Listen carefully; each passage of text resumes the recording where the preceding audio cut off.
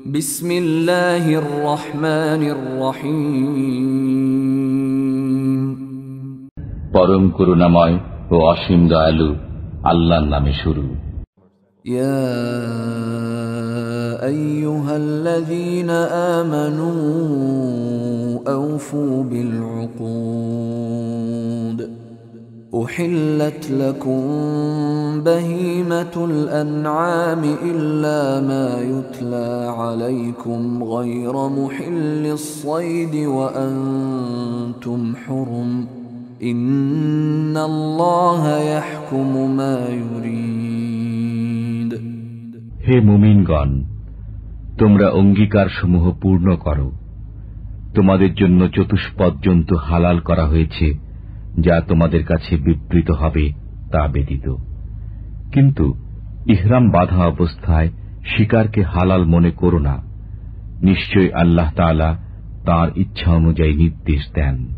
ইয়া আইয়ুহাল্লাযীনা আমানু লা তুহিল্লু শাআইরাল্লাহ لا تحلوا شعائر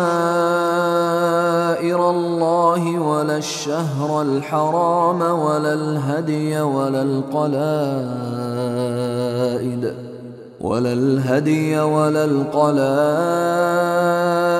ولا آمين البيت الحرام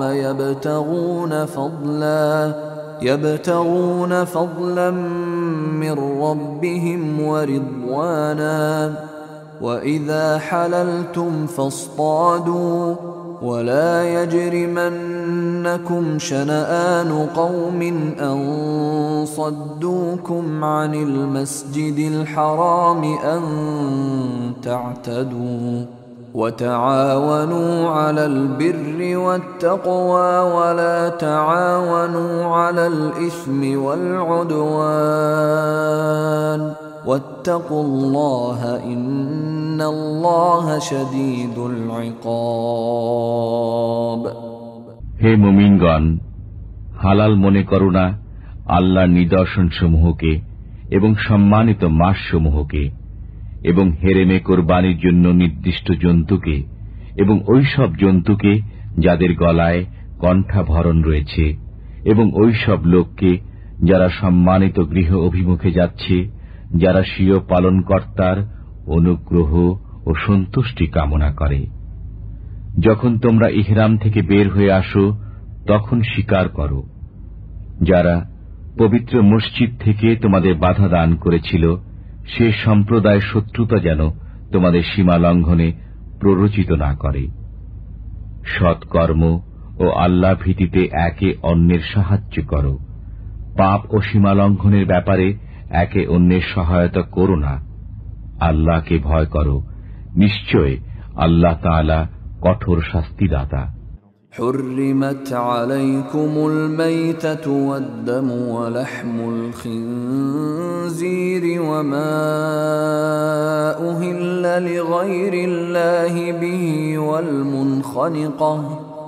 والمنخنقة والموقوذة والمتردية والنطيحة وما أكل السبع إلا ما ذكيتم وما ذبح على النصب وأن تستقسموا بالأزلام ذلكم فسق اليوم يئس الذين كفروا من دينكم فلا تخشوهم واخشون اليوم أكملت لكم دينكم وأتممت عليكم نعمتي ورضيت لكم الإسلام دينا فمن اضطر في مخمصة غير متجانف لإثم فإن الله غفور رحيم।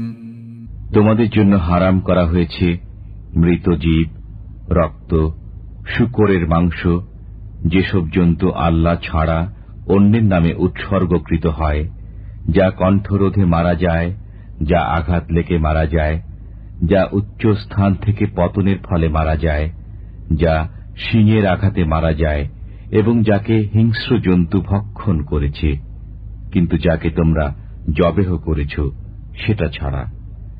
যে জন্তু যজ্ঞ বেদিতে জবেহ করা হয় এবং যা ভাগ্য নির্ধারক স্বর দ্বারা বন্টন করা হয়, এসব গুনাহর কাজ। আর কাফিররা তোমাদের দিন থেকে নিরাশ হয়ে গেছে, অতএব তাদেরকে ভয় করো না, বরং আমাকে ভয় করো। আর আমি তোমাদের জন্য তোমাদের দিনকে পূর্ণাঙ্গ করে দিলাম, তোমাদের প্রতি আমার অবদান সম্পূর্ণ করে দিলাম এবং ইসলামকে তোমাদের জন্য দিন হিসাবে পছন্দ করলাম। অতএব যে ব্যক্তি তীব্র ক্ষুধায় কাতর হয়ে পড়ে কিন্তু কোন গুনাহ প্রতি প্রবণতা না থাকে, তবে নিশ্চয়ই আল্লাহ তাআলা ক্ষমাশীল। يسألونك ماذا أحل لهم قل أحل لكم الطيبات وما علمتم من الجوارح مكلبين تعلمونهن مما علمكم الله فكلوا مما أمسكن عليكم واذكروا اسم الله عليه واتقوا الله إن الله سريع الحساب। তারা আপনাকে জিজ্ঞেস করে যে কি বস্তু তাদের জন্য হালাল। বলে দিন, তোমাদের জন্য পবিত্র বস্তুসমূহ হালাল করা হয়েছে। যেসব শিকারী জন্তুকে তোমরা প্রশিক্ষণ দান করো শিকারের প্রতি প্রেরণের জন্য এবং ওদেরকে ওই পদ্ধতিতে প্রশিক্ষণ দাও যা আল্লাহ তোমাদেরকে শিক্ষা দিয়েছেন। এমন শিকারী জন্তু যে শিকারকে তোমাদের জন্য ধরে রাখে তা খাও এবং তার উপর আল্লাহর নাম উচ্চারণ করো। আল্লাহকে ভয় করতে থাকো, নিশ্চয় আল্লাহ সত্তর হিসাব গ্রহণকারী।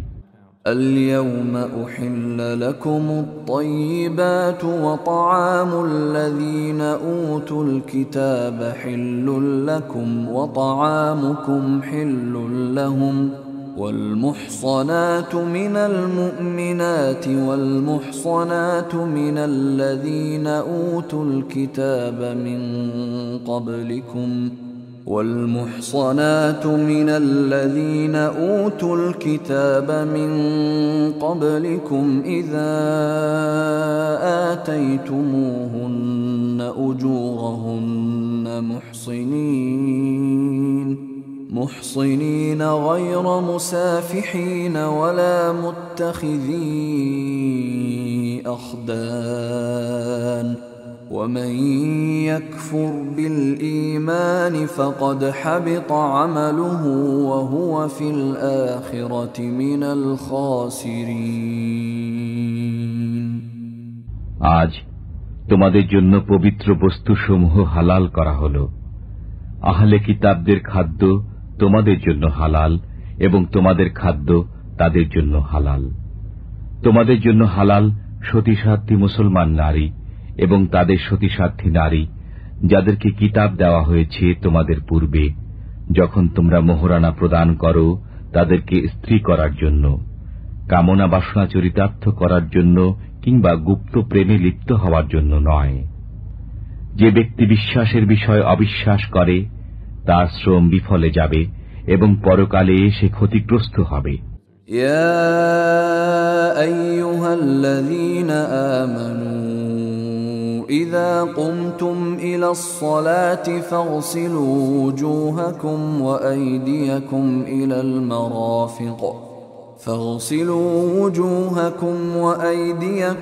إلى المرافق وامسحوا برؤوسكم وأرجلكم إلى الكعبين وإن كنتم جنبا فاطهروا وإن كنتم مرضى أو على سفر أو جاء أحد منكم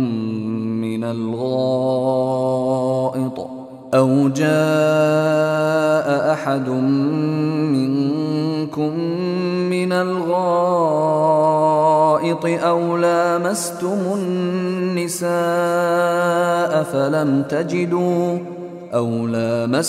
النساء فلم تجدوا ماء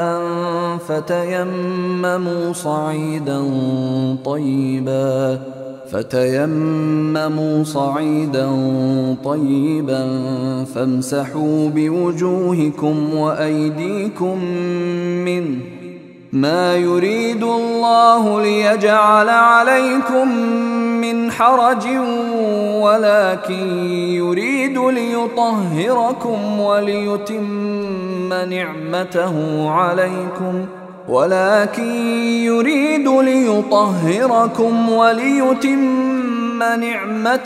عليكم لعلكم تشكرون.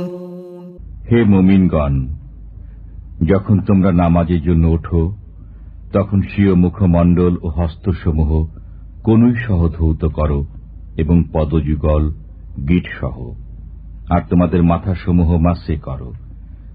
যদি তোমরা অপবিত্র হও তবে সারা দেহ পবিত্র করে নাও, এবং যদি তোমরা রুগ্ন হও অথবা প্রবাসে থাকো, অথবা তোমাদের কেউ প্রস্রাব পায়খানা সেরে আসে, অথবা তোমরা স্ত্রীদের সাথে সহবাস করো অতঃপর পানি না পাও, তবে তোমরা পবিত্র মাটি দ্বারা তায়াম্মুম করে নাও, অর্থাৎ স্বীয় মুখমণ্ডল ও হস্তদ্বয় মাটি দ্বারা মুছে ফেলো। আল্লাহ তোমাদেরকে অসুবিধায় ফেলতে চান না, কিন্তু তোমাদের পবিত্র রাখতে চান এবং তোমাদের স্বীয় নিয়ামত পূর্ণ করতে চান, যাতে তোমরা কৃতজ্ঞতা প্রকাশ করো। واذكروا نعمة الله عليكم وميثاقه الذي واثقكم به إذ قلتم سمعنا وأطعنا واتقوا الله إن الله عليم بذات الصدور.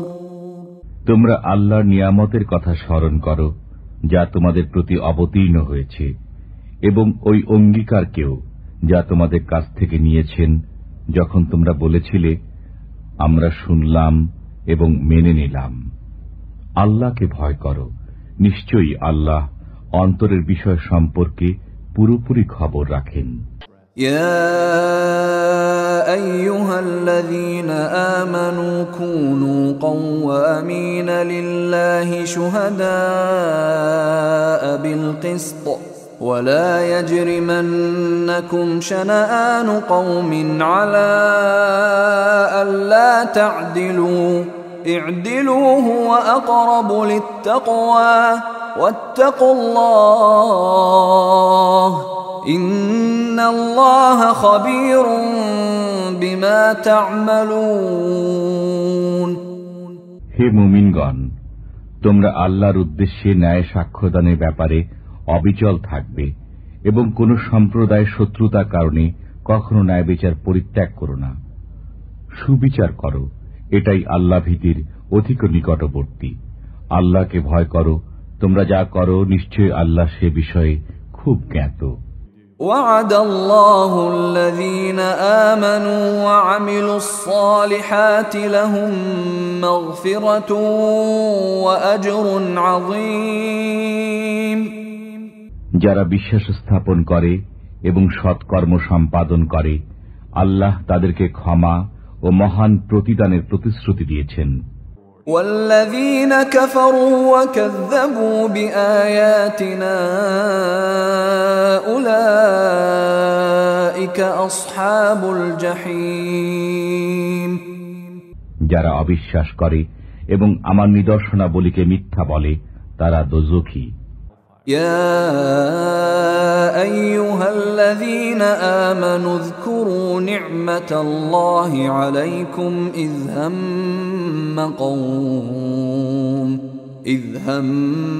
قوم أن يبسطوا إليكم أيديهم فكف أيديهم عنكم واتقوا الله وعلى الله فليتوكل المؤمنون.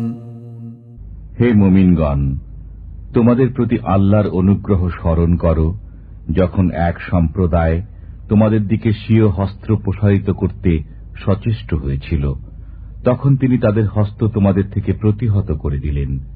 আল্লাহকে ভয় করো এবং মুমিনদের আল্লাহর উপরই ভরসা করা উচিত। وَلَقَدْ أَخَذَ اللَّهُ مِيثَاقَ بَنِي إِسْرَائِيلَ وَبَعَثْنَا مِنْهُمُ 12 نَقِيبًا وَقَالَ اللَّهُ إِنِّي مَعَكُمْ لَئِنْ أَقَمْتُمُ الصَّلَاةَ وَآتَيْتُمُ الزَّكَاةَ وَآمَنْتُمْ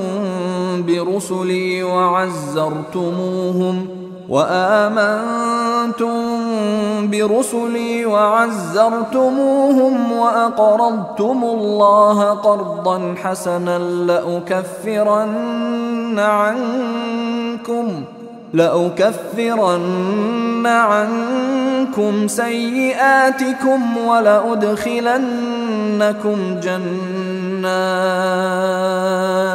ولأدخلنكم جنات تجري من تحتها الأنهار فمن كفر بعد ذلك منكم فقد ضل سواء السبيل। আল্লাহ বনী ইসরায়েলের কাছ থেকে অঙ্গীকার নিয়েছিলেন এবং আমি তাদের মধ্য থেকে 12 জন সর্দার নিযুক্ত করেছিলাম। আল্লাহ বলে দিলেন, আমি তোমাদের সঙ্গে আছি। যদি তোমরা নামাজ প্রতিষ্ঠিত করো, যাকাত দিতে থাকো, আমার পয়গম্বরদের প্রতি বিশ্বাস রাখো, তাদের সাহায্য করো এবং আল্লাহকে উত্তম পন্থায় ঋণ দিতে থাকো, তবে আমি অবশ্যই তোমাদের গুনাহ দূর করে দেব এবং অবশ্যই তোমাদের উদ্যানসমূহে প্রবিষ্ট করাব, যাদের তলদেশ দিয়ে নির্ঝরণীসমূহ প্রবাহিত হয়। অতঃপর তাদের মধ্য থেকে যে ব্যক্তি এর পরও কাফির হয়, সে নিশ্চিতই সরল পথ থেকে বিচ্যুত হয়ে পড়ে।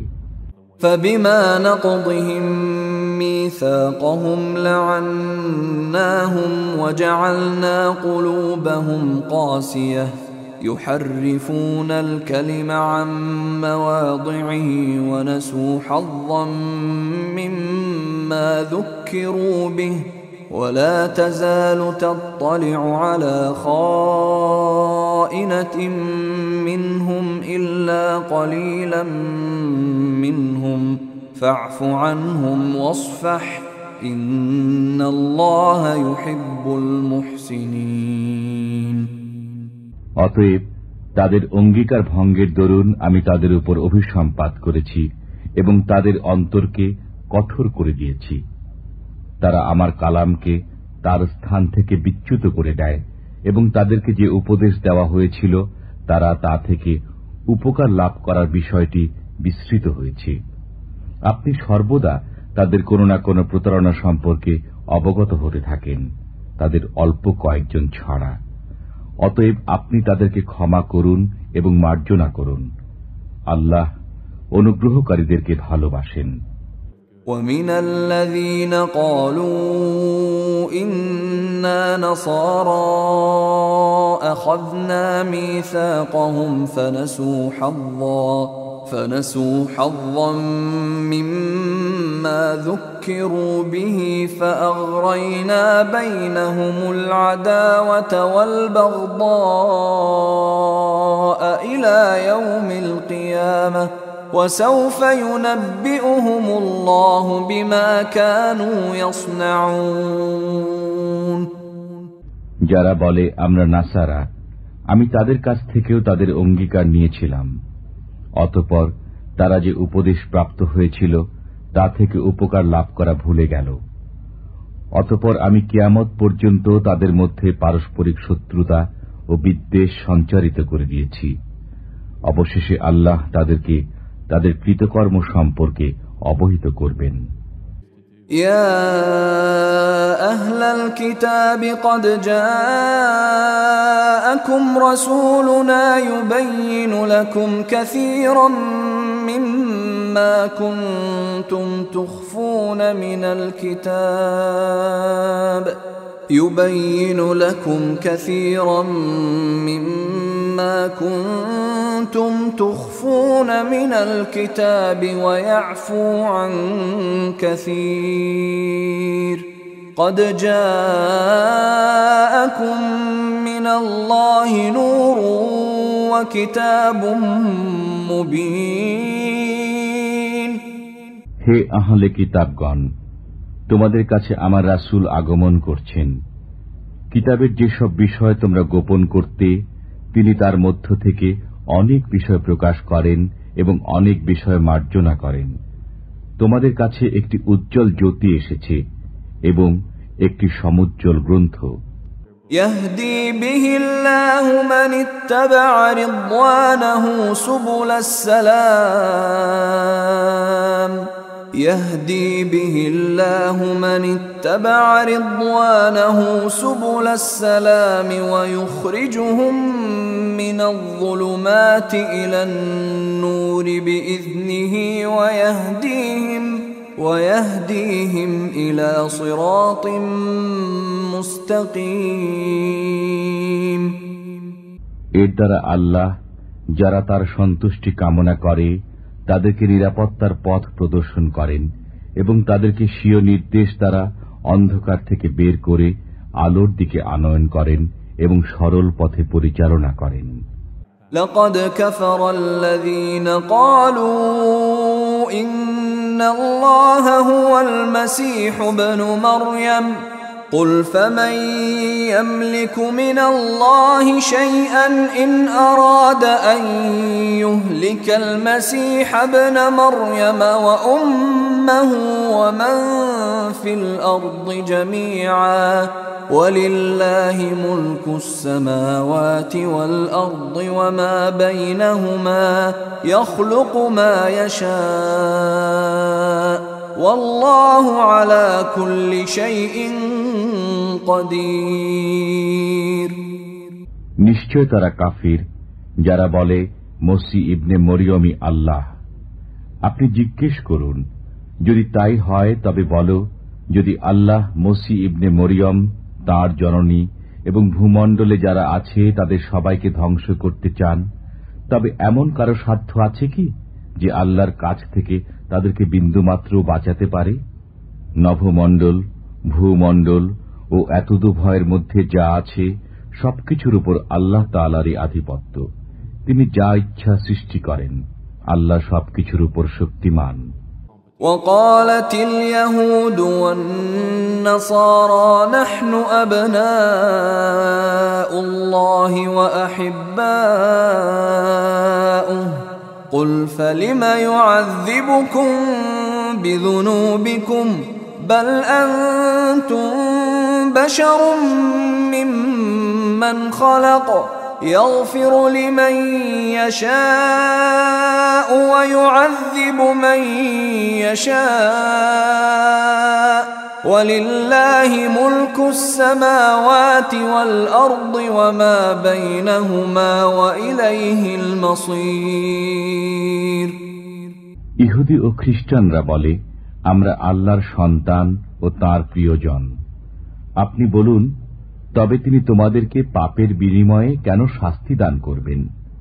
বরং তোমরাও অন্যান্য সৃষ্ট মানবের অন্তর্ভুক্ত সাধারণ মানুষ।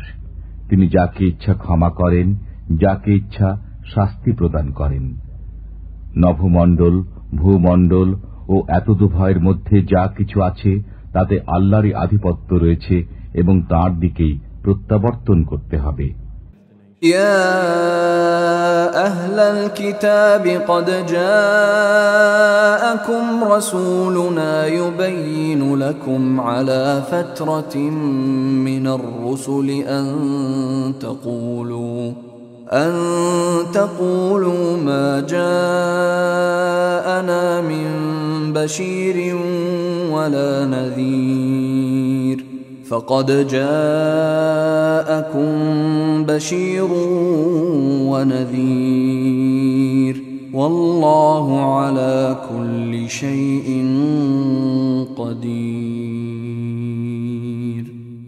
হে আহলে কিতাবগণ, তোমাদের কাছে আমার রসুল আগমন করেছেন, যিনি পয়গম্বরদের বিরতির পর তোমাদের কাছে পুঙ্খানুপুঙ্খ বর্ণনা করেন, যাতে তোমরা একথা বলতে না পারো যে আমাদের কাছে কোনো সুসংবাদদাতা ও ভীতি প্রদর্শক আগমন করেননি। অতএব তোমাদের কাছে সুসংবাদদাতা ও ভয় প্রদর্শক এসে গেছেন। আল্লাহ সর্বকিছুর উপর শক্তিমান। وَإِذْ قَالَ مُوسَى لِقَوْمِهِ يَا قَوْمِ اذْكُرُوا نِعْمَةَ اللَّهِ عَلَيْكُمْ إِذْ جَعَلَ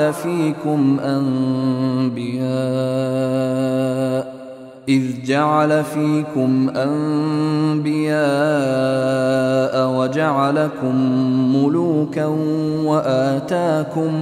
وآتاكم ما لم يؤت أحدا من العالمين। যখন মুসা আলাইহিস সালাম স্বীয় সম্প্রদায়কে বললেন, হে আমার সম্প্রদায়, তোমাদের প্রতি আল্লাহর নিয়ামত স্মরণ করো যখন তিনি তোমাদের মধ্যে পয়গম্বর সৃষ্টি করেছিলেন, তোমাদেরকে রাজ্যাধিপতি করেছেন এবং তোমাদেরকে এমন জিনিস দিয়েছেন যা বিশ্বজগতের কাউকে দেননি। يا قوم ادخلوا الأرض المقدسة التي كتب الله لكم ولا ترتدوا على أدباركم فتنقلبوا خاسرين।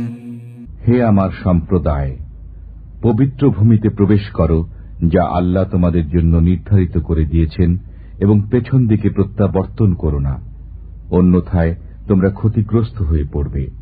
قالوا يا موسى إن فيها قوما جبارين وإنا لن ندخلها حتى يخرجوا منها فإن يخرجوا منها فإنا داخلون। তারা বলল, হে মুসা, সেখানে একটি প্রবল পরাক্রান্ত জাতি রয়েছে, আমরা কখনো সেখানে যাব না যে পর্যন্ত না তারা সেখান থেকে বের হয়ে যায়। তারা যদি সেখান থেকে বের হয়ে যায় তবে নিশ্চিতই আমরা প্রবেশ করব।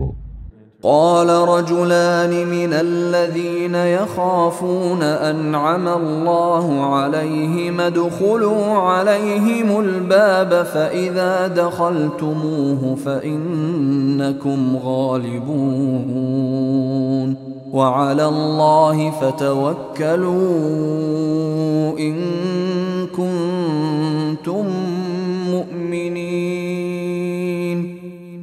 আল্লাহ ভীরুদের মধ্য থেকে দু ব্যক্তি বলল, যাদের প্রতি আল্লাহ অনুগ্রহ করেছিলেন, তোমরা তাদের উপর আক্রমণ করে দরজায় প্রবেশ করো, অতঃপর তোমরা যখন তাতে প্রবেশ করবে তখন তোমরাই জয়ী হবে, আর আল্লাহর উপর ভরসা করো যদি তোমরা বিশ্বাসী হও। قالوا يا موسى إنا لن ندخلها أبدا ما داموا فيها فاذهب أنت وربك فقاتلا إنا هاهنا قاعدون। তারা বলল, হে মুসা, আমরা জীবনেও কখনো সেখানে যাব না যতক্ষণ তারা সেখানে থাকবে, অতএব আপনি ও আপনার পালনকর্তাই যান এবং উভয় যুদ্ধ করে নিন, আমরা তো এখানেই বসলাম। قال رب إني لا أملك إلا نفسي وأخي فافرق بيننا وبين القوم الفاسقين। মুসা বললেন, হে আমার পালনকর্তা, আমি শুধু নিজের উপর ও নিজের ভাইয়ের উপর ক্ষমতা রাখি, অতএব আপনি আমাদের মধ্যে ও এই অবাধ্য সম্প্রদায়ের মধ্যে সম্পর্ক ছেদ করুন। قال فإنها محرمة عليهم 40 سنة يتيهون في الأرض فلا تأس على القوم الفاسقين। বললেন, এ দেশ 40 বছর পর্যন্ত তাদের জন্য হারাম করা হল, তারা ভূপৃষ্ঠে উদ্ভ্রান্ত হয়ে ফিরবে, অতএব আপনি অবাধ্য সম্প্রদায়ের জন্য দুঃখ করবেন না। واتل عليهم نبأ ابني آدم بالحق إذ قربا قربانا فتقبل من أحدهما ولم يتقبل من الآخر قال لأقتلنك قال إنما يتقبل الله من المتقين আপনি তাদেরকে আদমের দুই পুত্রের বাস্তব অবস্থা পাঠ করে শোনান। যখন তারা উভয়ে কিছু উৎসর্গ নিবেদন করেছিল তখন তাদের একজনের উৎসর্গ গৃহীত হয়েছিল এবং অপরজনে গৃহীত হয়নি। সে বলল, আমি অবশ্যই তোমাকে হত্যা করব। সে বলল, আল্লাহ ধর্মভীরুদের পক্ষ থেকেই তো গ্রহণ করেন। لئن بسطت إلي يدك لتقتلني ما أنا بباسط يدي إليك لأقتلك إني أخاف الله رب العالمين যদি তুমি আমাকে হত্যা করতে আমার দিকে হস্ত প্রসারিত করো তবে আমি তোমাকে হত্যা করতে তোমার দিকে হস্ত প্রসারিত করব না, কেননা আমি বিশ্বজগতের পালনকর্তা আল্লাহকে ভয় করি। ইন্নী উরিদু আন তাবুআ বিইসমি ওয়া ইসমিকা ফাতাকুনা মিন আসহাবিন নার ওয়া যালিকা জাযাউয যালিমিন। আমি চাই যে আমার পাপ ও তোমার পাপ তুমি নিজের মাথায় চাপিয়ে নাও, অতঃপর তুমি দোজখীদের অন্তর্ভুক্ত হয়ে যাও। এটাই অত্যাচারীদের শাস্তি। فطوعت له نفسه قتل أخيه فقتله فأصبح من الخاسرين অতঃপর তার অন্তর তাকে ভ্রাতৃহত্যায় উদ্বুদ্ধ করল, অনন্তর সে তাকে হত্যা করল, ফলে সে ক্ষতিগ্রস্তদের অন্তর্ভুক্ত হয়ে গেল। فبعث الله غرابا يبحث في الأرض ليريه كيف يواري سوءة أخيه قال يا ويلتى أعجزت أن أكون مثل هذا الغراب فأواري سوءة أخي فأصبح من النادمين আল্লাহ এক কাক প্রেরণ করলেন। সে মাটি খনন করছিল যাতে তাকে শিক্ষা দেয় যে আপন ভ্রাতার মৃতদেহ কিভাবে আবৃত করবে। সে বলল, আফসোস, আমি কি এ কাকের সমতুল্য হতে পারলাম না যে আমার আপন ভ্রাতার মৃতদেহ আবৃত করি। অতঃপর সে অনুতাপ করতে লাগল। من أجل ذلك كتبنا على بني إسرائيل أنه من قتل نفسا بغير نفس أو فساد في الأرض فكأنما قتل الناس جميعا ومن أحياها فكأنما أحيا الناس جميعا ولقد جاءتهم رسلنا بالبينات ثم إن كثيرا منهم بعد ذلك في الأرض لمسرفون এ কারণেই আমি বনী ইসরায়েলের প্রতি লিখে দিয়েছি যে যে কেউ প্রাণের বিনিময়ে প্রাণ অথবা পৃথিবীতে অনর্থ সৃষ্টি করা ছাড়া কাউকে হত্যা করে সে যেন সব মানুষকেই হত্যা করে, এবং যে কারো জীবন রক্ষা করে সে যেন সবার জীবন রক্ষা করে।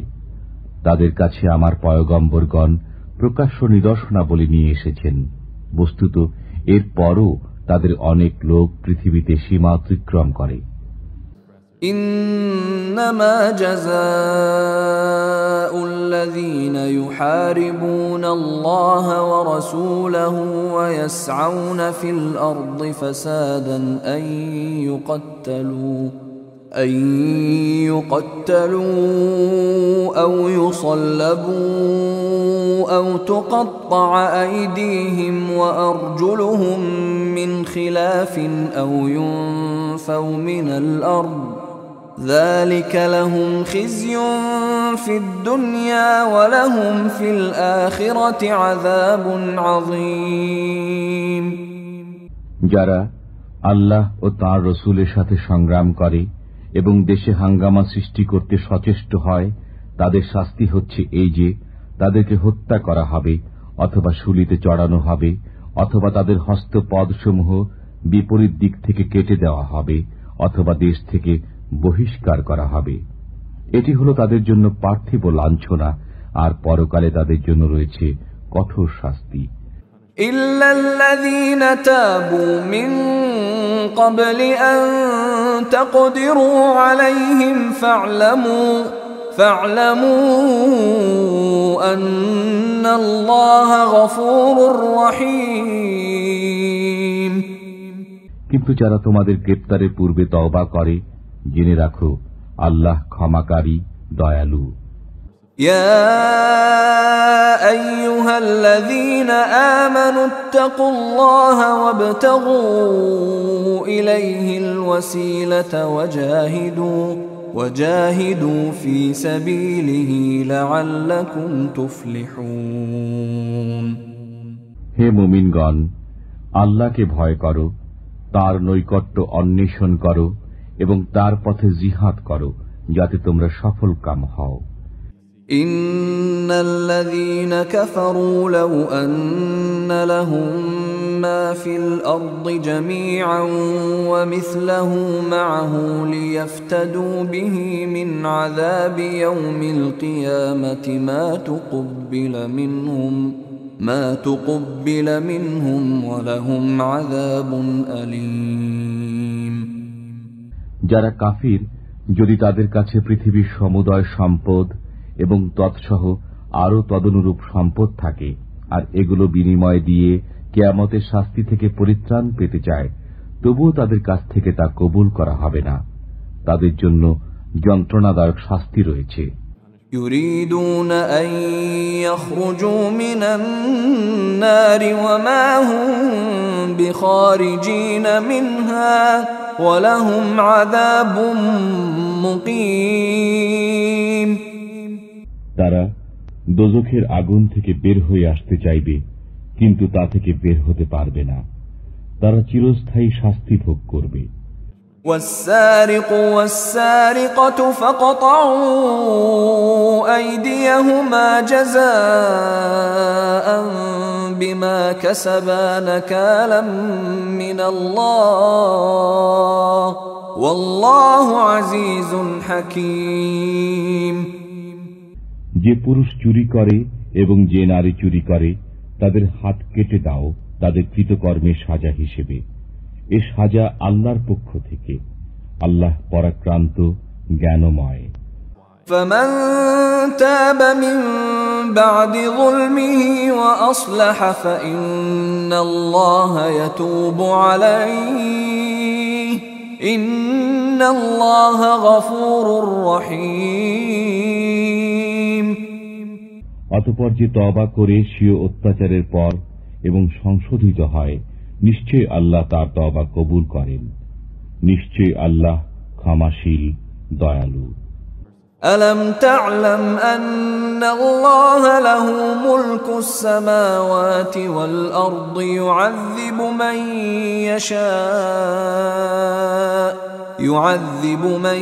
يشاء ويغفر لمن يشاء والله على كل شيء قدير।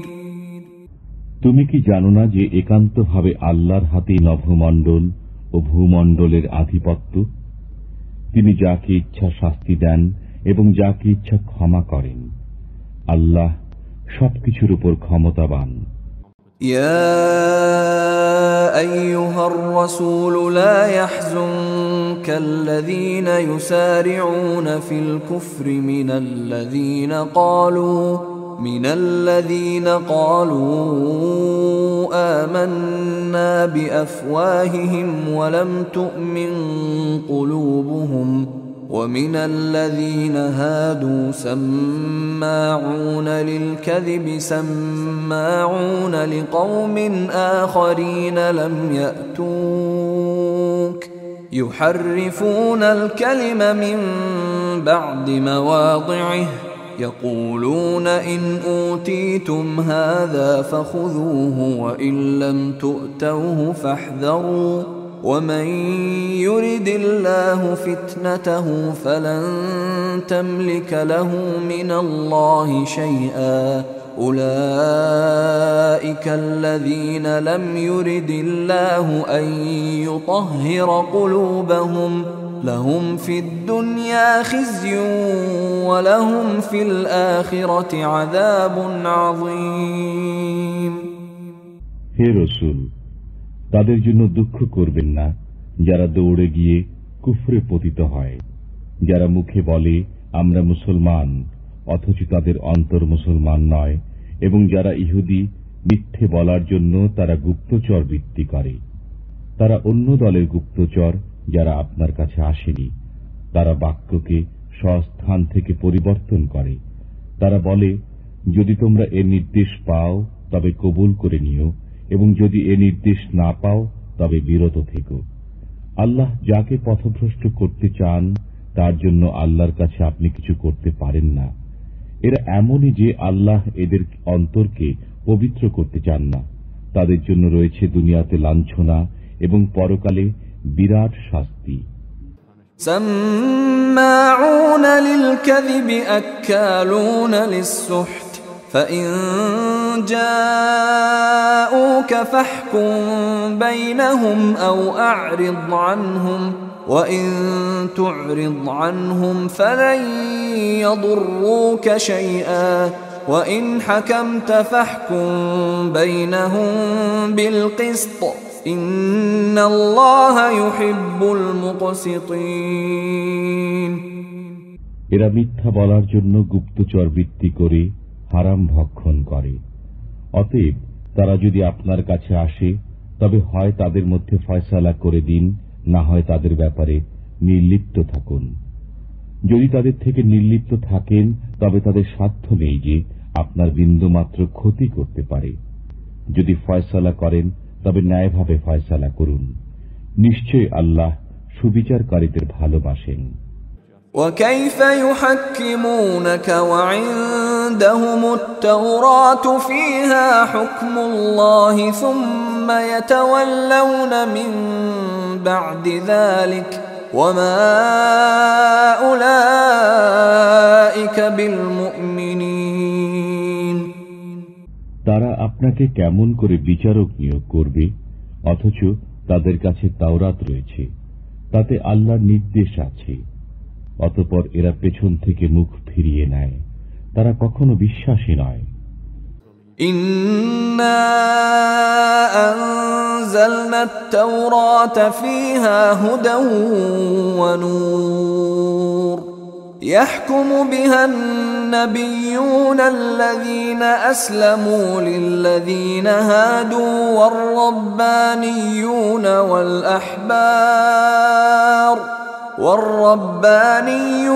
والأحبار بما استحفظوا من كتاب الله وكانوا عليه شهداء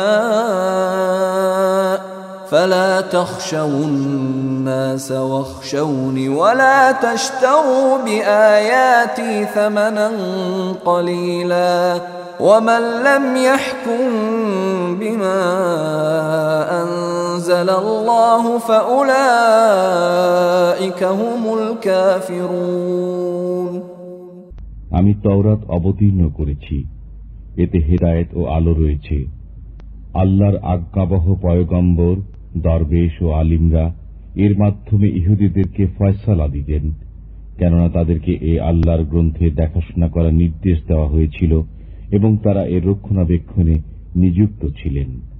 অতএব তোমরা মানুষকে ভয় করো না এবং আমাকে ভয় করো, আর আমার আয়াতসমূহের বিনিময়ে তুচ্ছ মূল্য গ্রহণ করো না। যেসব লোক আল্লাহ যা অবতীর্ণ করেছেন তদনুযায়ী ফয়সালা করে না তারাই কাফির।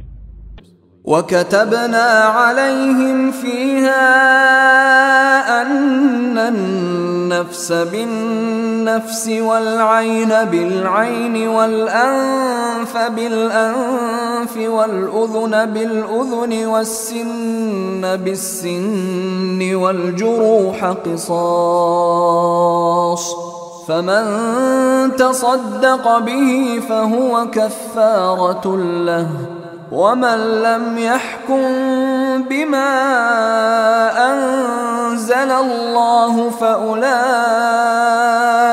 هم الظالمون।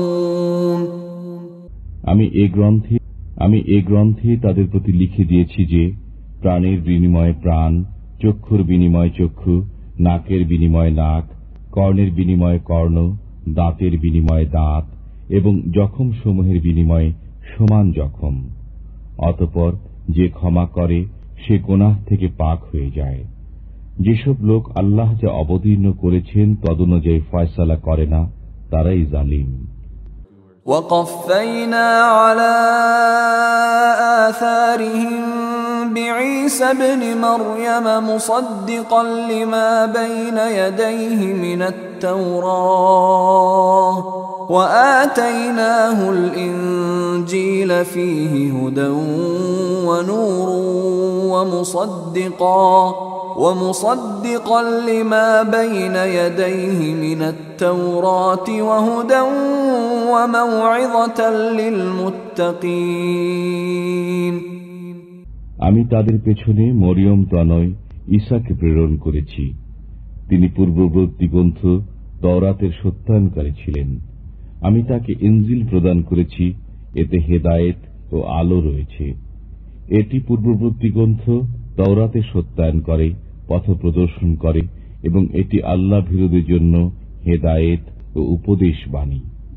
وَلْيَحْكُمْ أَهْلُ الْإِنْجِيلِ بِمَا أَنزَلَ اللَّهُ فِيهِ وَمَنْ لَمْ يَحْكُمْ بِمَا أَنزَلَ اللَّهُ فَأُولَئِكَ هُمُ الْفَاسِقُونَ। ইনজিলের অধিকারীদের উচিত আল্লাহ তাতে যা অবতীর্ণ করেছেন তদনুযায়ী ফয়সালা করা। যারা আল্লাহ যা অবতীর্ণ করেছেন তদনুযায়ী ফয়সালা করে না তারাই পাপাচারী। وَأَنزَلْنَا إِلَيْكَ الْكِتَابَ بِالْحَقِّ مُصَدِّقًا لِمَا بَيْنَ يَدَيْهِ مِنَ الْكِتَابِ وَمُهَيْمِنًا عَلَيْهِ فَاحْكُم بَيْنَهُم بِمَا أَنزَلَ اللَّهُ وَلَا تَتَّبِعْ أَهْوَاءَهُمْ عَمَّا جَاءَكَ مِنَ الْحَقِّ لِكُلٍّ جَعَلْنَا مِنكُمْ شِرْعَةً وَمِنْهَاجًا وَلَوْ شَاءَ اللَّهُ لَجَعَلَكُمْ أُمَّةً وَاحِدَةً وَلَكِنْ لِيَبْلُوَكُمْ فِيمَا آتَاكُمْ فَاسْتَبِقُوا الْخَيْرَاتِ إِلَى اللَّهِ مَرْجِعُكُمْ جَمِيعًا فَيُنَبِّئُكُم بِمَا كُنتُمْ فِيهِ تَخْتَلِفُونَ। আমি আপনার প্রতি অবতীর্ণ করেছি সত্য গ্রন্থ, যা পূর্ববর্তী গ্রন্থসমূহের সত্যায়নকারী এবং সেগুলোর বিষয়বস্তুর রক্ষণাবেক্ষণকারী। অতএব আপনি তাদের পারস্পরিক ব্যাপারাদিতে আল্লাহ যা অবতীর্ণ করেছেন তদনুযায়ী ফয়সালা করুন এবং আপনার কাছে যে সৎপথ এসেছে তা ছেড়ে তাদের প্রবৃত্তির অনুসরণ করবেন না। আমি তোমাদের প্রত্যেককে একটা আইন ও পথ দিয়েছি। যদি আল্লাহ চাইতেন তবে তোমাদের সবাইকে এক উম্মত করে দিতেন, কিন্তু এরূপ করেননি, যাতে তোমাদেরকে যে ধর্ম দিয়েছেন তাতে তোমাদের পরীক্ষা নেন। অতএব দ্রুত কল্যাণকর বিষয়াদি অর্জন করো। তোমাদের সবাইকে আল্লাহর কাছে প্রত্যাবর্তন করতে হবে। অতঃপর তিনি অবহিত করবেন সে বিষয়ে যাতে তোমরা মতবিরোধ করতে। وأنحكم بينهم بما أنزل الله ولا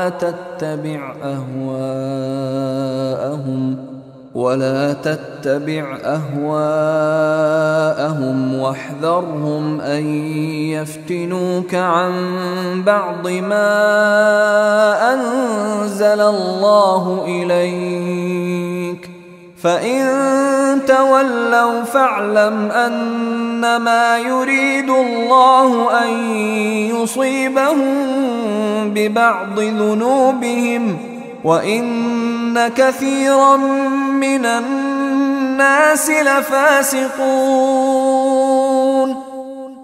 আর আমি আদেশ করছি যে আপনি তাদের পারস্পরিক ব্যাপারাদিতে আল্লাহ যা নাজিল করেছেন তদনুযায়ী ফয়সালা করুন। তাদের প্রবৃত্তির অনুসরণ করবেন না এবং তাদের থেকে সতর্ক থাকুন যেন তারা আপনাকে এমন কোন নির্দেশ থেকে বিচ্যুত না করে যা আল্লাহ আপনার প্রতি নাজিল করেছেন। অনন্তর যদি তারা মুখ ফিরিয়ে নেয় তবে জেনে নিন আল্লাহ তাদেরকে তাদের গুনার কিছু শাস্তি দিতেই চেয়েছেন। মানুষের মধ্যে অনেকেই নাফরমান। أفحكم الجاهلية يبغون ومن أحسن من الله حكما لقوم يوقنون তারা কি জাহিলিয়াত আমলের ফয়সালা কামনা করে? আল্লাহ অপেক্ষা বিশ্বাসীদের জন্য উত্তম ফয়সালাকারী কে?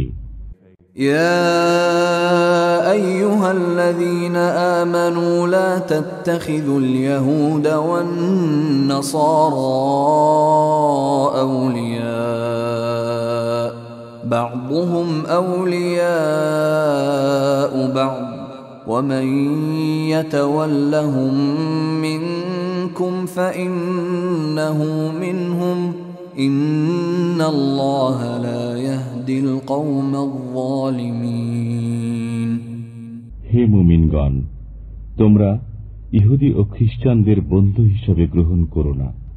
তারা একে অপরের বন্ধু। তোমাদের মধ্যে যে তাদের সাথে বন্ধুত্ব করবে সে তাদেরই অন্তর্ভুক্ত। আল্লাহ জালিমদেরকে পথ প্রদর্শন করেন না। فترى الذين في قلوبهم مرض يسارعون فيهم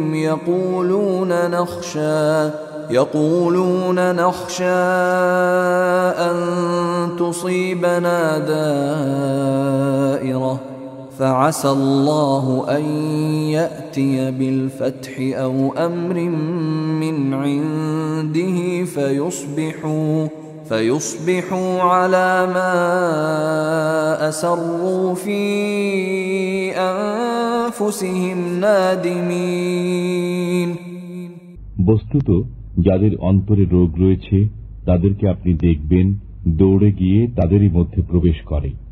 তারা বলে, আমরা আশঙ্কা করি পাছে না আমরা কোনো দুর্ঘটনায় পতিত হই। অতএব সেদিন বেশি দূরে নয় যেদিন আল্লাহ তাআলা বিজয় প্রকাশ করবেন অথবা নিজের পক্ষ থেকে কোনো নির্দেশ দেবেন। ফলে তারা স্বীয় গোপন মনোভাবের জন্য অনুতপ্ত হবে। ويقول الذين آمنوا أهؤلاء الذين أقسموا بالله جهد أيمانهم إنهم لمعكم حبطت أعمالهم فأصبحوا خاسرين মুসলমানরা বলবে, এরাই কি সেই সব লোক যারা আল্লাহর নামে প্রতিজ্ঞা করত যে আমরা তোমাদের সাথে আছি? তাদের কৃতকর্মসমূহ বিফল হয়ে গেছে, ফলে তারা ক্ষতিগ্রস্ত হয়ে আছে। يا أيها الذين آمنوا من يرتد منكم عن دينه فسوف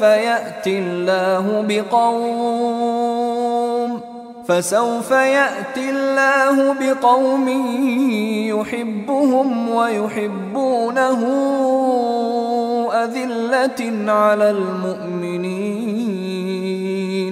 أذلة على المؤمنين أعزة على الكافرين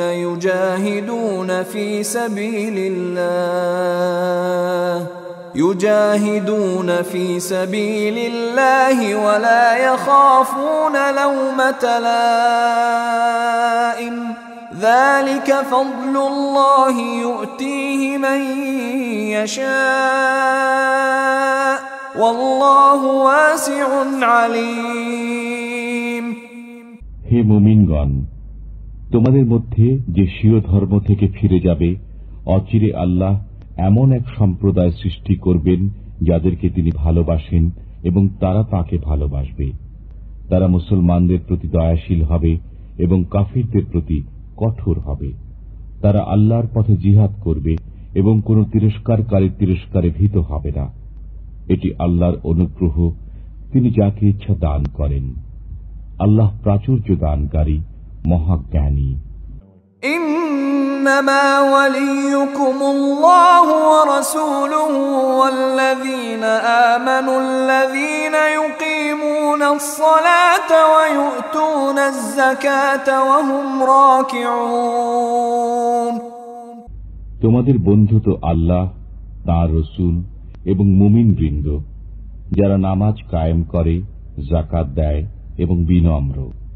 ومن يتول الله ورسوله والذين آمنوا فإن حزب الله هم الغالبون। আর যারা আল্লাহ, তাঁর রসুল এবং বিশ্বাসীদের বন্ধুরূপে গ্রহণ করে, তারাই আল্লাহর দল এবং তারাই বিজয়ী। يا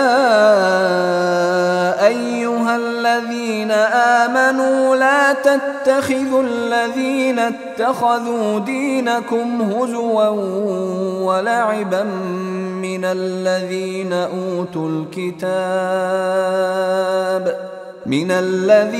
أوتوا الكتاب من قبلكم والكفار أولياء واتقوا الله إن كنتم مؤمنين। হে মুমিনগণ, আহলে কিতাবদের মধ্য থেকে যারা তোমাদের ধর্মকে উপহাস ও খেলা মনে করে, তাদেরকে এবং অন্যান্য কাফিরকে বন্ধুরূপে গ্রহণ করো না। আল্লাহকে ভয় করো যদি তোমরা ঈমানদার হও। وَإِذَا نَادَيْتُمْ إِلَى الصَّلَاةِ اتَّخَذُوهَا هُزُوًا وَلَعِبًا ذَلِكَ بِأَنَّهُمْ قَوْمٌ لَا يَعْقِلُونَ। আর যখন তোমরা নামাজের জন্য আহ্বান করো, তখন তারা একে উপহাস ও খেলা বলে মনে করে, কারণ তারা নির্বোধ। قل يا أهل الكتاب هل تنقمون منا إلا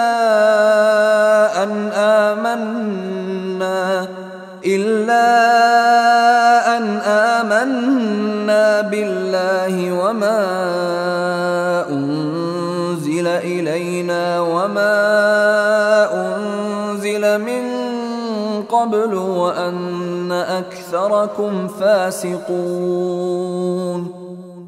বলুন, হে আহলে কিতাবগণ, আমাদের সাথে তোমাদের এছাড়া কি শত্রুতা যে আমরা বিশ্বাস স্থাপন করেছি আল্লাহর প্রতি, আমাদের উপর অবতীর্ণ গ্রন্থের প্রতি এবং পূর্বে অবতীর্ণ গ্রন্থের প্রতি, আর তোমাদের অধিকাংশই নাফরমান।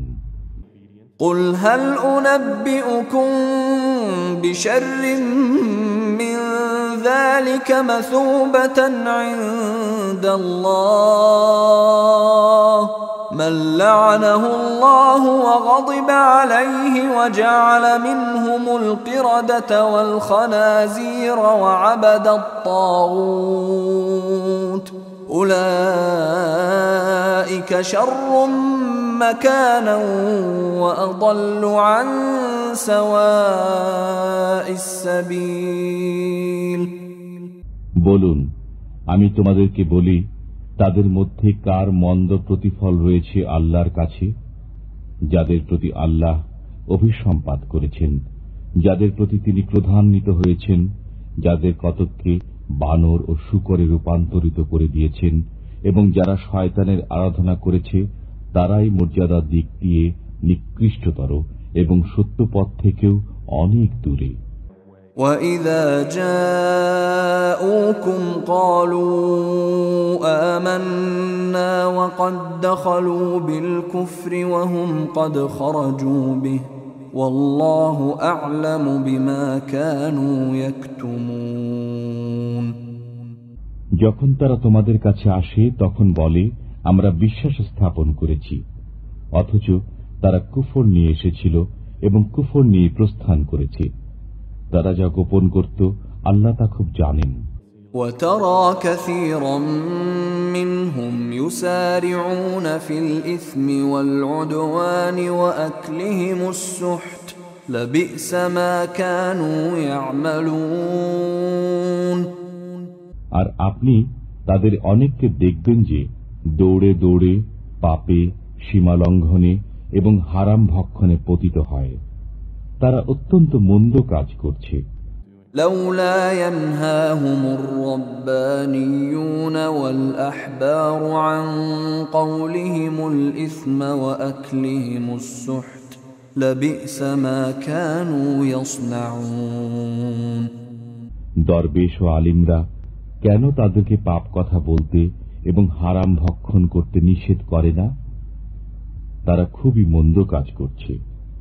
وقالت اليهود يد الله مغلولة غلت أيديهم ولعنوا بما قالوا بل يداه مبسوطتان ينفق كيف يشاء وليزيدن كثيرا منهم ما أنزل إليك من ربك طغيانا وكفرا وألقينا بينهم العداوة والبغضاء إلى يوم القيامة كلما أوقدوا نارا للحرب أطفأها الله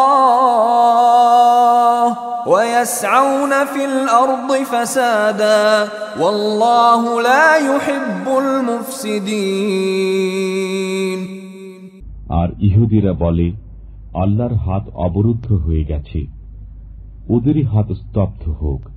এ কথা বলার জন্য তাদের প্রতি অভিসম্পাত, বরং তার উভয় হস্ত উন্মুক্ত, তিনি যেরূপ ইচ্ছা ব্যয় করেন।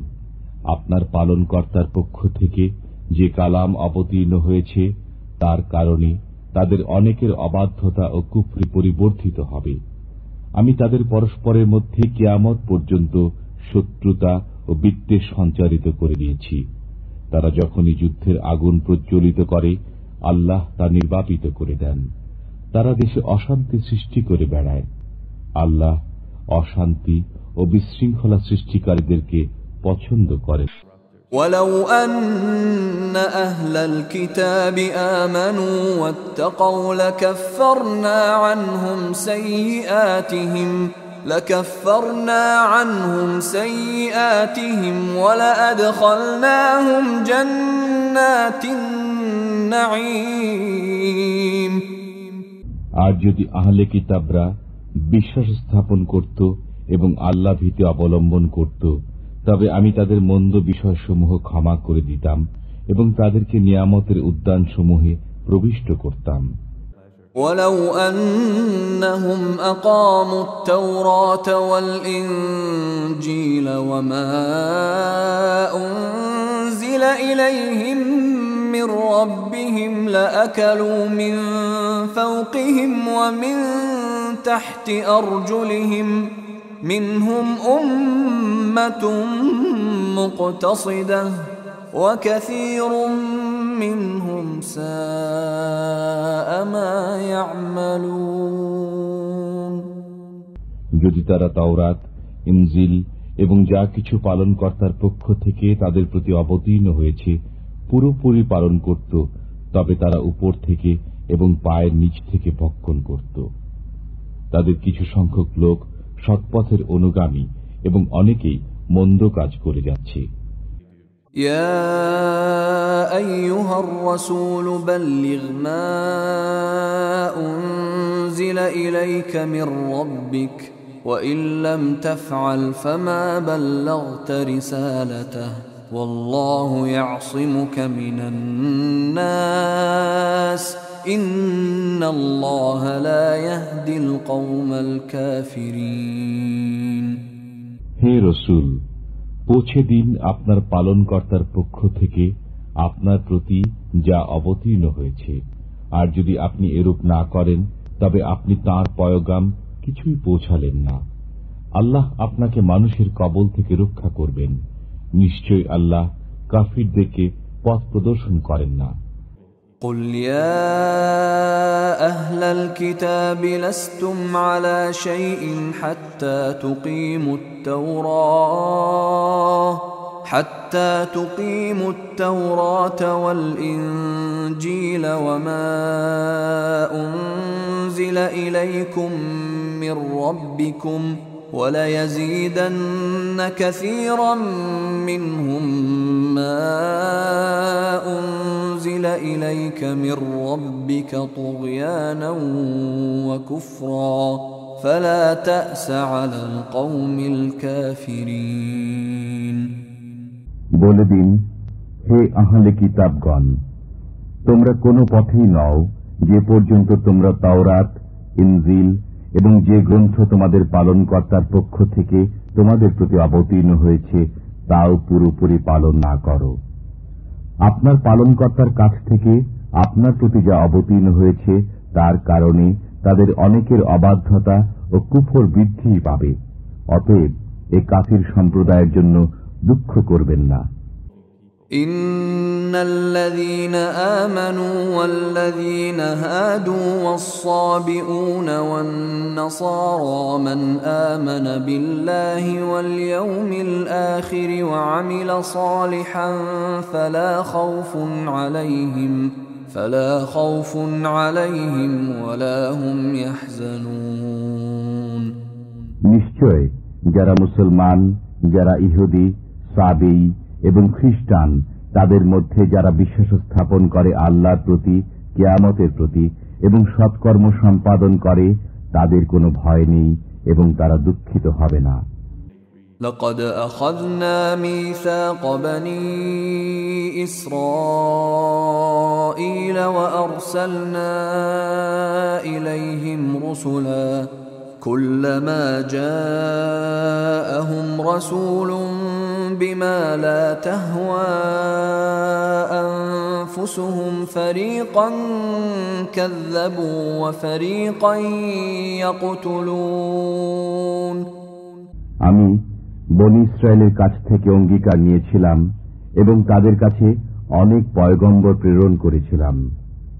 যখনই তাদের কাছে কোনো পয়গম্বর এমন নির্দেশ নিয়ে আসত যা তাদের মনে চাইত না, তখন তাদের অনেকের প্রতি তারা মিথ্যারোপ করত এবং অনেককে হত্যা করে ফেলত। وحسبوا ألا تكون فتنة فعموا وصموا ثم تاب الله عليهم ثم عموا وصموا كثير منهم والله بصير بما يعملون তারা ধারণা করেছে যে কোনো অনিষ্ট হবে না, ফলে তারা আরো অন্ধ ও বধির হয়ে গেল। অতঃপর আল্লাহ তাদের তওবা কবুল করলেন। এরপরও তাদের অধিকাংশই অন্ধ ও বধির হয়ে রইল। আল্লাহ দেখেন তারা যা কিছু করে। لقد كفر الذين قالوا إن الله هو المسيح ابن مريم وقال المسيح يا بني إسرائيل اعبدوا الله ربي وربكم إنه من يشرك بالله فقد حرم الله عليه الجنة ومأواه النار ومأواهم النار وما للظالمين من أنصار তারা কাফির যারা বলে মরিয়ম তনয় মসিহ আল্লাহ, অথচ মসিহ বলেন, হে বনী ইসরাইল, তোমরা আল্লাহর ইবাদত করো যিনি আমার পালনকর্তা এবং তোমাদেরও পালনকর্তা। নিশ্চয় যে ব্যক্তি আল্লাহর সাথে অংশীদার স্থির করে, আল্লাহ তার জন্য জান্নাত হারাম করে দেন এবং তার বাসস্থান হয় জাহান্নাম। অত্যাচারীদের কোনো সাহায্যকারী নেই। لقد كفر الذين قالوا إن الله ثالث ثلاثة وما من إله إلا إله واحد وإن لم ينتهوا عما يقولون ليمسن الذين كفروا منهم عذاب أليم নিশ্চয় তারা কাফির যারা বলে আল্লাহ তিনের এক, অথচ এক উপাস্য ছাড়া কোনো উপাস্য নেই। যদি তারা স্বীয় উক্তি থেকে নিবৃত না হয়, তবে তাদের মধ্যে যারা কুফরে অটল থাকবে তাদের উপর যন্ত্রণাদায়ক শাস্তি পতিত হবে। أفلا يتوبون إلى الله ويستغفرونه والله غفور رحيم তারা আল্লাহর কাছে তওবা করে না কেন এবং ক্ষমা প্রার্থনা করে না কেন? আল্লাহ যে ক্ষমাশীল, দয়ালু। ما المسيح ابن مريم إلا رسول قد خلت من قبله الرسل وأمه صديقة كانا يأكلان الطعام انظر كيف نبين لهم الآيات ثم انظر أنا يؤفكون মরিয়ম তনয় মসিহ রসুল ছাড়া আর কিছু নন। তার পূর্বে অনেক রসুল অতিক্রান্ত হয়েছেন, আর তার জননী একজন পরম সত্যবাদিনী। তারা উভয়ই খাদ্য আহার করতেন। দেখুন আমি তাদের জন্য কিরূপ যুক্তি প্রমাণ বর্ণনা করি, আবার দেখুন তারা উল্টো কোন দিকে যাচ্ছে। قل أتعبدون من دون الله ما لا يملك لكم ضرا ولا نفعا والله هو السميع العليم বলে দিন, তোমরা কি আল্লাহ ব্যতীত এমন বস্তুর ইবাদত করো যে তোমাদের অপকার বা উপকার করার ক্ষমতা রাখে না, অথচ আল্লাহ সব শোনেন, জানেন। قل يا أهل الكتاب لا تغلوا في دينكم غير الحق ولا تتبعوا أهواء قوم قد ضلوا من قبل وأضلوا كثيرا وضلوا عن سواء السبيل বলুন, হে আহলে কিতাবগণ, তোমরা স্বীয় ধর্মে অন্যায় বাড়াবাড়ি করো না এবং ওতে ওই সম্প্রদায়ের প্রবৃত্তির অনুসরণ করো না যারা পূর্বে পথভ্রষ্ট হয়েছে এবং অনেককে পথভ্রষ্ট করেছে। তারা সরল পথ থেকে বিচ্যুত হয়ে পড়েছে। لعن الذين كفروا من بني إسرائيل على لسان داود وعيسى بن مريم ذلك بما عصوا وكانوا يعتدون বনী ইসরায়েলের মধ্যে যারা কাফির তাদেরকে দাউদ ও মরিয়ম তনয় ঈসার মুখে অভিসম্পাত করা হয়েছে। এটা এ কারণে যে তারা অবাধ্যতা করত এবং সীমা লঙ্ঘন করত। كانوا لا يتناهون عن منكر فعلوه لبئس ما كانوا يفعلون তারা পরস্পর মন্দ কাজে নিষেধ করত না যা তারা করত। তারা যা করত তা অবশ্য মন্দ ছিল। ترى كثيرا منهم يتولون الذين كفروا لبئس ما قدمت لهم أنفسهم أن سخط الله عليهم وفي العذاب هم خالدون। আপনি তাদের অনেককে দেখবেন কাফিরদের সাথে বন্ধুত্ব করে, তারা নিজেদের জন্য যা পাঠিয়েছে তা অবশ্যই মন্দ। তা এই যে তাদের প্রতি আল্লাহ ক্রোধান্বিত হয়েছেন এবং তারা চিরকাল আযাবে থাকবে। ولو كانوا يؤمنون بالله والنبي وما أنزل إليه ما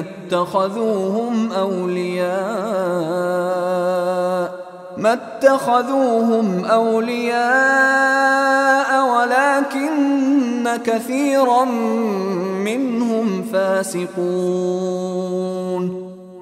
যদি তারা আল্লাহর প্রতি এবং রসুল ও রসুলের প্রতি অবতীর্ণ বিষয়ের প্রতি বিশ্বাস স্থাপন করত, তবে কাফিরদের বন্ধুরূপে গ্রহণ করত না, কিন্তু তাদের মধ্যে অনেকেই দুরাচার। لتجدن أشد الناس عداوة للذين آمنوا اليهود والذين أشركوا ولتجدن أقربهم مودة للذين آمنوا الذين قالوا إنا نصارى ذلك بأن منهم قسيسين ورهبانا وأنهم لا يستكبرون।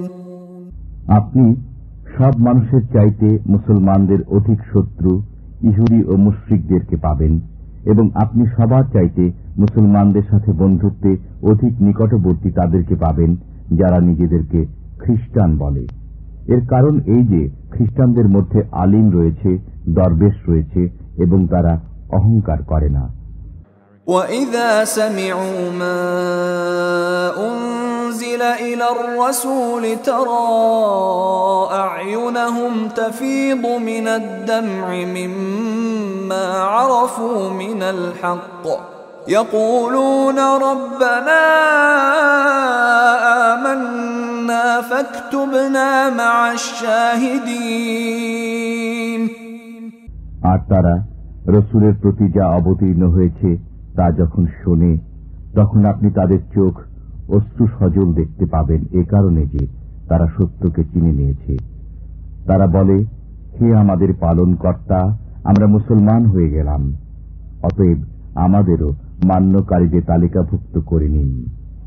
وَمَا لَنَا لَا نُؤْمِنُ بِاللَّهِ وَمَا جَاءَنَا مِنَ الْحَقِّ وَنَطْمَعُ أَن يُدْخِلَنَا رَبُّنَا مَعَ الْقَوْمِ الصَّالِحِينَ। আমাদের কি ওজর থাকতে পারে যে আমরা আল্লাহর প্রতি এবং যে সত্য আমাদের কাছে এসেছে তৎপ্রতি বিশ্বাস স্থাপন করব না, এবং এ আশা করব না যে আমাদের পালনকর্তা আমাদের সৎ লোকদের সাথে প্রবিষ্ট করবেন। فَأَثَابَهُمُ اللَّهُ بِمَا قَالُوا جَنَّاتٍ تَجْرِي مِن تَحْتِهَا الْأَنْهَارُ خَالِدِينَ فِيهَا وَذَلِكَ جَزَاءُ الْمُحْسِنِينَ। অতঃপর তাদের আল্লাহ এই উক্তির প্রতিদান স্বরূপ এমন উদ্যান দেবেন যার তলদেশে নির্ঝরিণীসমূহ প্রবাহিত হবে, তারা তন্মধ্যে চিরকাল অবস্থান করবে। এটাই সৎকর্মশীলদের প্রতিদান। والذين كفروا وكذبوا بآياتنا أولئك أصحاب الجحيم। যারা কাফির হয়েছে এবং আমার নিদর্শনাবলীকে মিথ্যা বলেছে তারাই দোজখী। يا أيها الذين آمنوا لا تحرموا طيبات ما أحل الله لكم ولا تعتدوا إن الله لا يحب المعتدين। হে মুমিনগণ, তোমরা ওইসব সুস্বাদু বস্তু হারাম করো না যেগুলো আল্লাহ তোমাদের জন্য হালাল করেছেন, এবং সীমা অতিক্রম করো না। নিশ্চয় আল্লাহ সীমা অতিক্রমকারীদের পছন্দ করেন না। وَكُلُوا مِمَّا رَزَقَكُمُ اللَّهُ حَلَالًا طَيِّبًا وَاتَّقُوا اللَّهَ الَّذِي أَنْتُمْ بِهِ مُؤْمِنُونَ। আল্লাহ তাআলা যেসব বস্তু তোমাদের দিয়েছেন তার ভিতর থেকে হালাল ও পবিত্র বস্তু খাও এবং আল্লাহকে ভয় করো, যার প্রতি তোমরা বিশ্বাসী। لا يؤاخذكم الله باللغو في أيمانكم ولكن يؤاخذكم بما عقدتم الأيمان فكفارته إطعام 10 مساكين من أوسط ما تطعمون أهليكم أو كسوتهم أو تحرير رقبة فمن لم يجد فصيام 3 أيام ذلك كفارة أيمانكم إذا حلفتم واحفظوا أيمانكم كذلك يبين الله لكم آياته لعلكم تشكرون। আল্লাহ তোমাদের পাকড়াও করেন না তোমাদের অনর্থক শপথের জন্য, কিন্তু পাকড়াও করেন ওই শপথের জন্য যা তোমরা মজবুত করে বাঁধো। অতএব এর কাফারা এই যে 10 জন দরিদ্রকে খাদ্য প্রদান করবে, মধ্যম শ্রেণী খাদ্য যা তোমরা স্বীয় পরিবারকে দিয়ে থাকো, অথবা তাদেরকে বস্ত্র প্রদান করবে, অথবা একজন ক্রীতদাস কিংবা দাসী মুক্ত করে দেবে। যে ব্যক্তি সামর্থ্য রাখে না সে 3 দিন রোজা রাখবে। এটা কাফারা তোমাদের শপথের যখন শপথ করবে, তোমরা স্বীয় শপথসমূহ রক্ষা করবে। এমনিভাবে আল্লাহ তোমাদের জন্য স্বীয় নির্দেশ বর্ণনা করেন যাতে তোমরা কৃতজ্ঞতা স্বীকার করো। يا أيها الذين آمنوا إنما الخمر والميسر والأنصاب والأزلام رجس من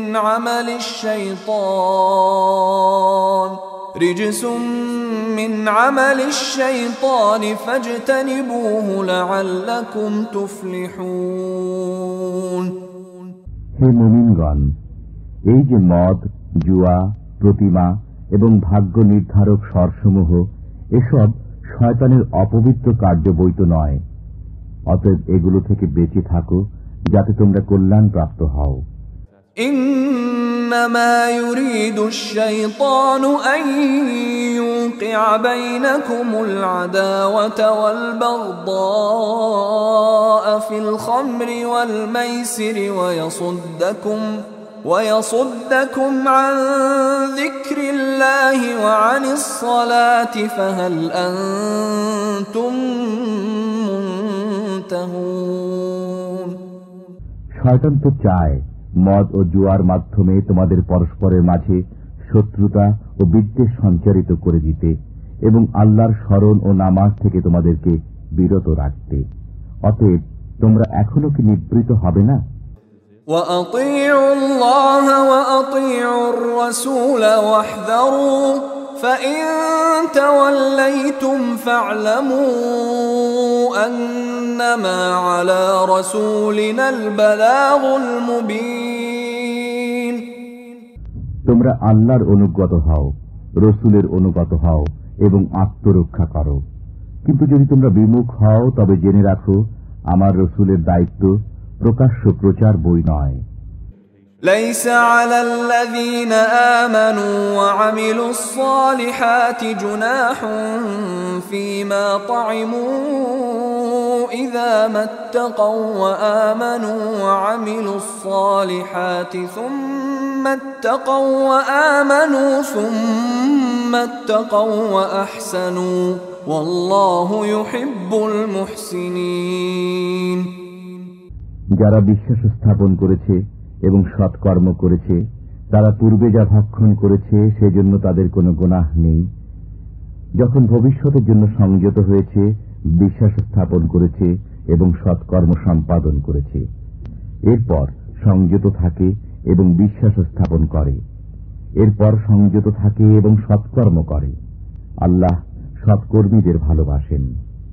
يا أيها الذين آمنوا ليبلونكم الله بشيء من الصيد تناله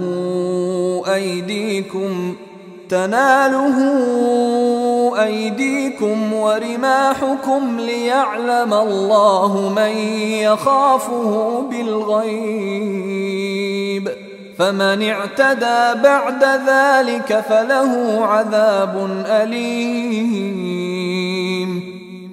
হে মুমিনগণ, আল্লাহ তোমাদেরকে এমন কিছু শিকারের মাধ্যমে পরীক্ষা করবেন যে শিকার পর্যন্ত তোমাদের হাত ও বর্ষা সহজে পৌঁছতে পারবে, যাতে আল্লাহ বুঝতে পারেন যে কে তাকে অদৃশ্যভাবে ভয় করে। অতএব যে ব্যক্তি এরপর সীমা অতিক্রম করবে তার জন্য যন্ত্রণাদায়ক শাস্তি রয়েছে।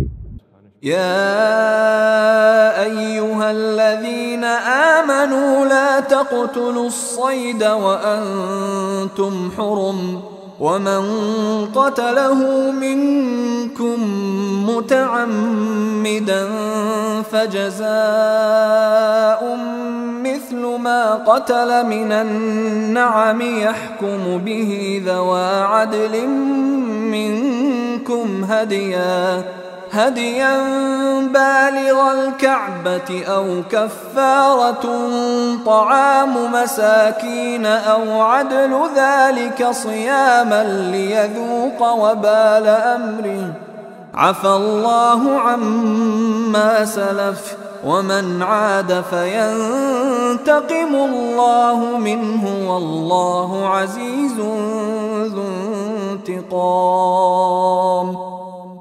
মুমিনগণ, তোমরা ইহরাম অবস্থায় শিকার বধ করো না। তোমাদের মধ্যে যে জেনে শুনে শিকার বধ করবে তার উপর বিনিময় ওয়াজিব হবে, যা সমান হবে ওই জন্তুর যাকে সে বধ করেছে। দুজন নির্ভরযোগ্য ব্যক্তি এর ফয়সালা করবে। বিনিময়ের জন্তুটি উৎসর্গ হিসাবে কাবায় পৌঁছতে হবে, অথবা তার উপর কাফফারা ওয়াজিব, কয়েকজন দরিদ্রকে খাওয়ানো, অথবা তার সমপরিমাণ রোজা রাখবে, যাতে সে স্বীয় কৃতকর্মের প্রতিফল আস্বাদন করে। যা হয়ে গেছে তা আল্লাহ মাফ করেছেন। যে পুনরায় এ কাণ্ড করবে আল্লাহ তার কাছ থেকে প্রতিশোধ নেবেন। আল্লাহ পরাক্রান্ত, প্রতিশোধ গ্রহণে সক্ষম। أحل لكم صيد البحر وطعامه متاعا لكم وللسيارة وحرم عليكم صيد البر ما دمتم حرما واتقوا الله الذي إليه تحشرون।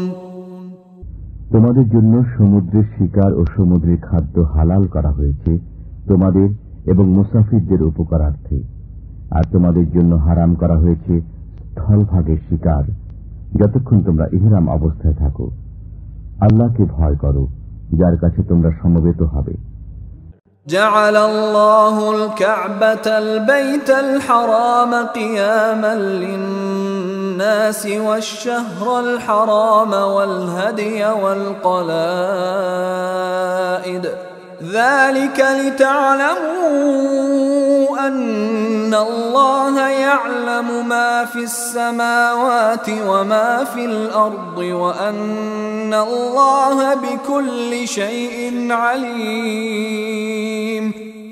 আল্লাহ সম্মানিত কাবাগৃহকে মানুষের স্থিতিশীলতার কারণ করেছেন এবং সম্মানিত মাসসমূহকে হেরেমে কোরবানির জন্তুকেও, যেগুলির গলায় বিশেষ ধরনের বেড়ি পরানো রয়েছে।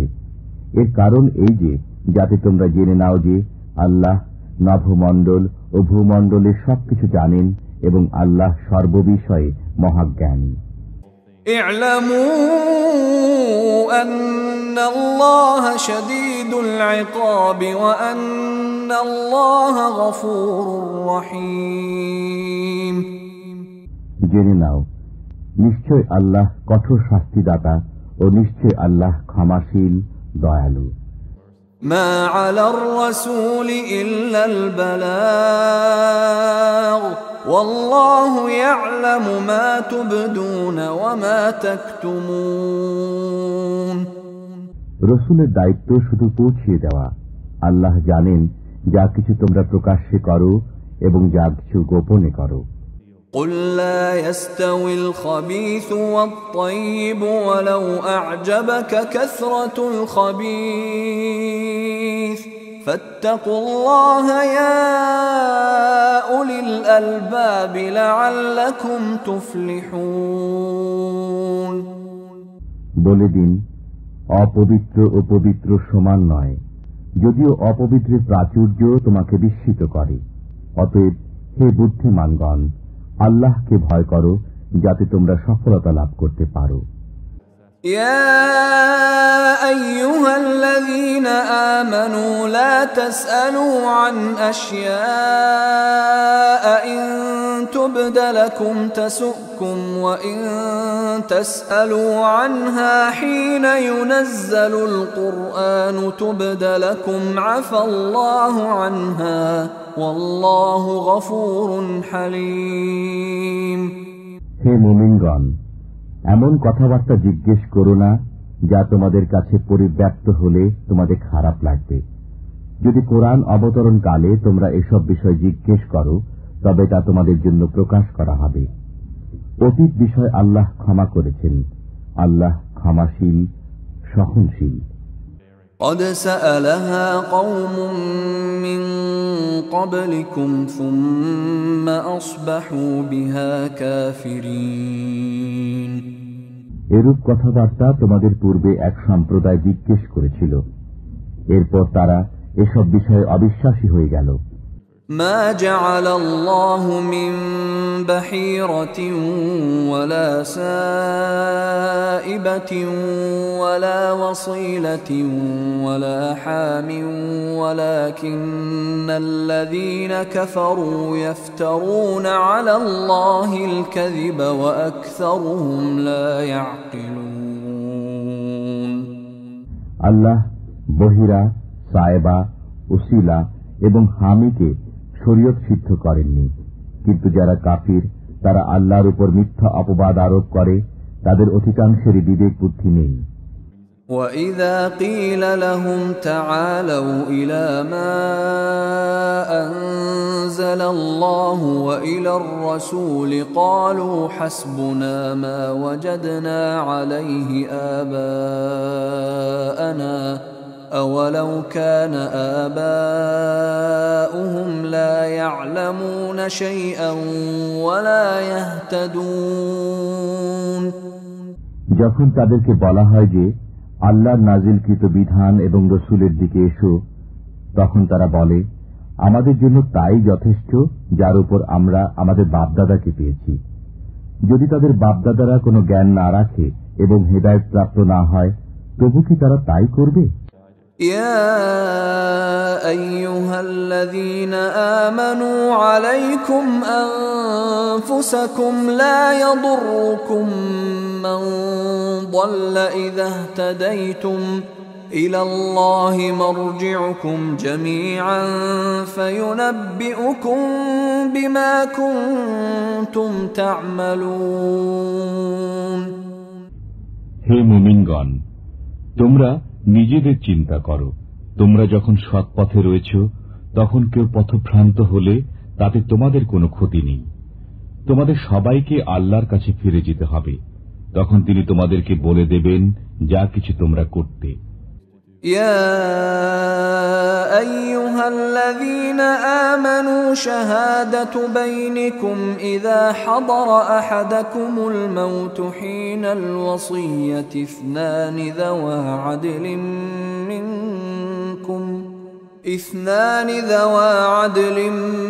منكم أو آخران من غيركم إن أنتم ضربتم في الأرض فأصابتكم مصيبة الموت تحبسونهما من بعد الصلاة فيقسمان بالله إن ارتبتم لا نشتري به ثمنا ولو كان ذا قربى ولا نكتم شهادة الله ولا نكتم شهادة الله إنا إذا لمن الآثمين। হে মুমিনগণ, তোমাদের মধ্যে যখন কারো মৃত্যু উপস্থিত হয় তখন ওসিয়ত করার সময় তোমাদের মধ্য থেকে ধর্মপরায়ণ দুজনকে সাক্ষী রেখো। তোমরা সফরে থাকলে এবং সে অবস্থায় তোমাদের মৃত্যু উপস্থিত হলে তোমরা তোমাদের ছাড়াও দু ব্যক্তিকে সাক্ষী রেখো। যদি তোমাদের সন্দেহ হয় তবে উভয়কে নামাজের পর থাকতে বলবে।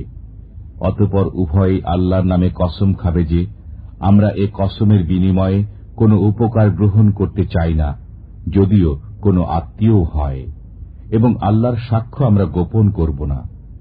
এমত অবস্থায় কঠোর গুনাহগার হব।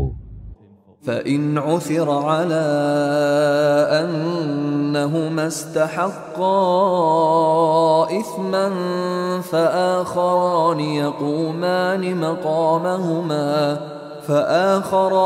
يقومان مقامهما من الذين استحق عليهم الأوليان فيقسمان بالله لشهادتنا أحق من شهادتهما وما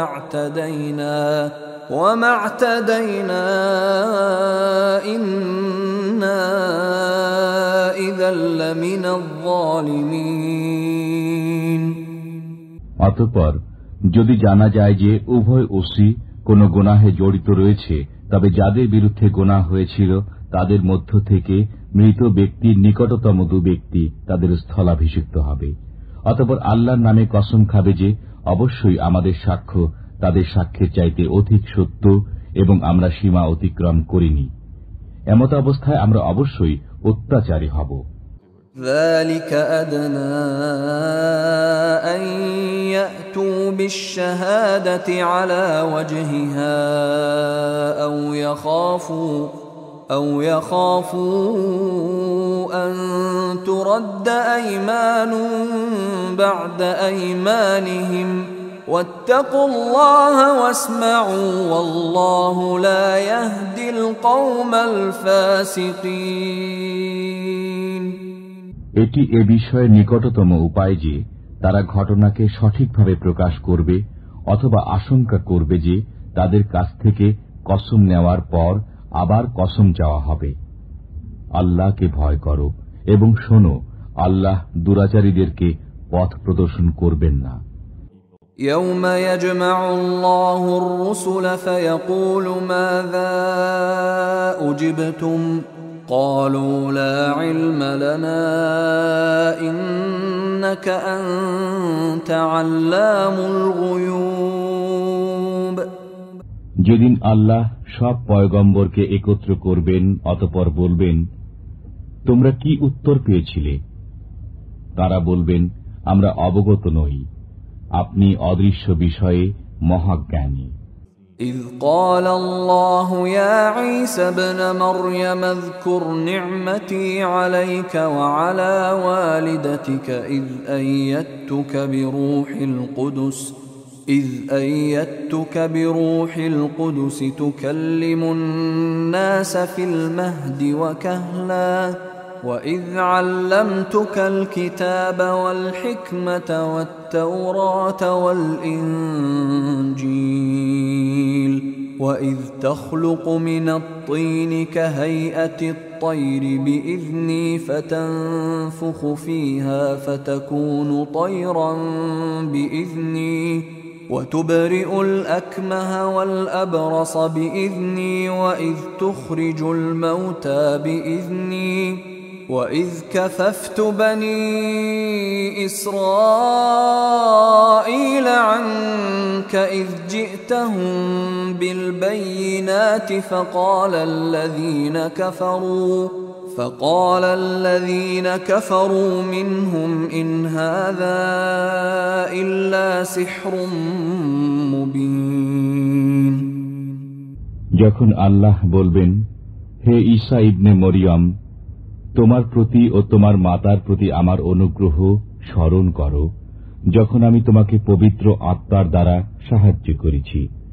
তুমি মানুষের সাথে কথা বলতে কোলেও এবং পরিণত বয়সেও, এবং যখন আমি তোমাকে গ্রন্থ, প্রগাঢ় জ্ঞান, তাওরাত ও ইনজিল শিক্ষা দিয়েছি, এবং যখন তুমি কাদামাটি দিয়ে পাখির প্রতিকৃতির মতো প্রতিকৃতি নির্মাণ করতে আমার আদেশে, অতঃপর তুমি যাতে ফু দিতে, ফলে তা আমার আদেশে পাখি হয়ে যেত, এবং তুমি আমার আদেশে জন্মান্ধ ও কুষ্ঠ রোগীকে নিরাময় করে দিতে, এবং যখন তুমি আমার আদেশে মৃতদেরকে বের করে দাঁড় করিয়ে দিতে, এবং যখন আমি বনী ইসরায়েলকে তোমার থেকে নিবৃত রেখেছিলাম, যখন তুমি তাদের কাছে প্রমাণাদি নিয়ে এসেছিলে, অতঃপর তাদের মধ্যে যারা কাফির ছিল তারা বলল, এটা প্রকাশ্য জাদু ছাড়া কিছুই নয়। وَإِذْ أَوْحَيْتُ إِلَى الْحَوَارِيِّينَ أَنْ آمِنُوا بِي وَبِرَسُولِي قَالُوا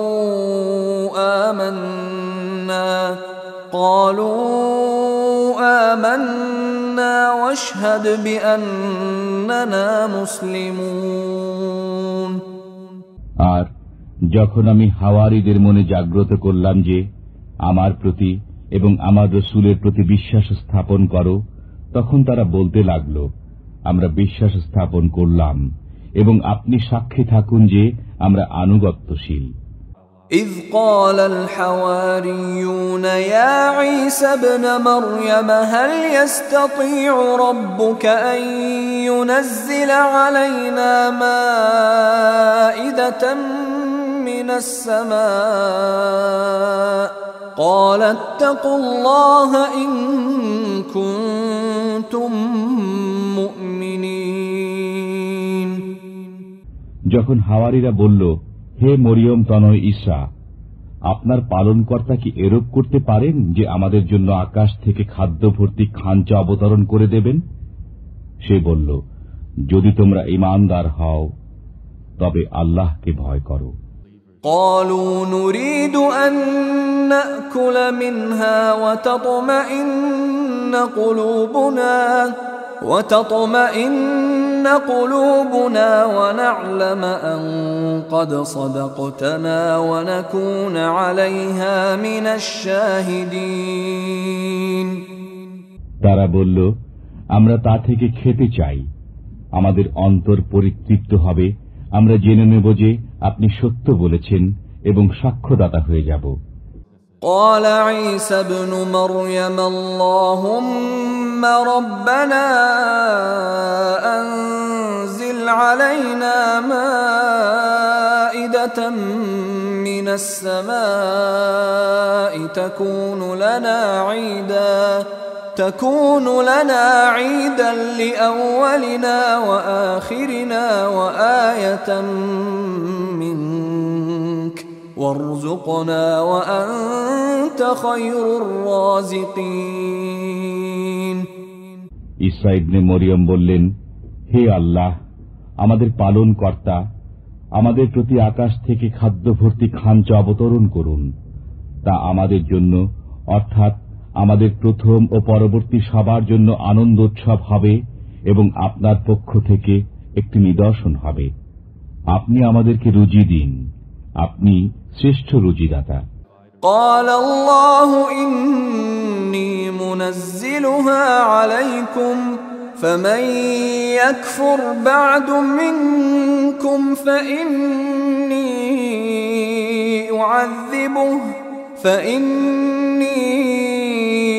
أعذبه عذابا لا أعذبه أحدا من العالمين।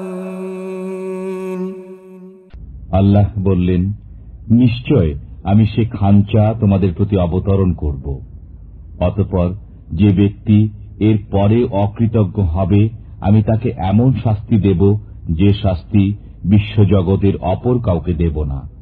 وَإِذْ قَالَ اللَّهُ يَا عِيسَى ابْنَ مَرْيَمَ أَأَنْتَ قُلْتَ لِلنَّاسِ اتَّخِذُونِي وَأُمِّيَ إِلَٰهَيْنِ مِن دُونِ اللَّهِ قَالَ سُبْحَانَكَ مَا يَكُونُ لِي أَنْ أَقُولَ مَا لَيْسَ لِي بِحَقٍّ إِن كُنتُ كنت قلته فقد علمته تعلم ما في نفسي ولا أعلم ما في نفسك إنك أنت علام الغيوب। যখন আল্লাহ বললেন, হে ঈসা ইবনে মরিয়ম, তুমি কি লোকদেরকে বলে দিয়েছিলে যে আল্লাহকে ছেড়ে আমাকে ও আমার মাতাকে উপাস্য সাব্যস্ত করো? ঈসা বললেন, আপনি পবিত্র।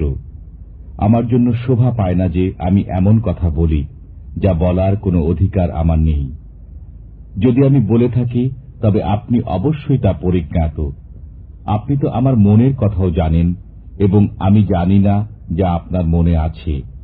নিশ্চয় আপনি অদৃশ্য বিষয়ে জ্ঞাত।